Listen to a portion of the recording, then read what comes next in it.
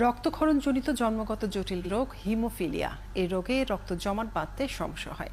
রাজশাহীতে জটিল এই রোগের সহজলভ্য চিকিৎসা পাচ্ছেন না রোগীরা, তাই রোগীদের সাথে বিপাকে স্বজনরাও। এই রোগের ওষুধ ও সুচিকিৎসার দাবি জানিয়েছেন তারা।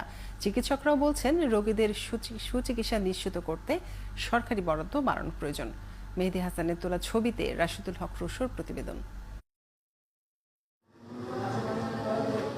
আশিকুজ্জামান ও জুহি দম্পতির একমাত্র সন্তানের বয়স যখন মাত্র 7 মাস, একদিন হঠাৎ করেই শিশুটির চোখের কোণ থেকে রক্ত ঝরতে থাকে।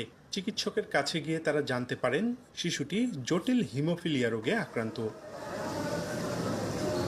শিশুটির চিকিৎসায় চিকিৎসকরা প্রতি সপ্তাহে একটি করে ইঞ্জেকশন দেওয়ার পরামর্শ দিলেও 3 মাসে হাসপাতাল থেকে তাদের ভাগ্যে জোটেনি একটিও। আবার বাহিরে থেকে কিনতে প্রতিবার তাদের খরচ পড়ে 7 থেকে 12 হাজার টাকা। আমার পক্ষে একার পক্ষে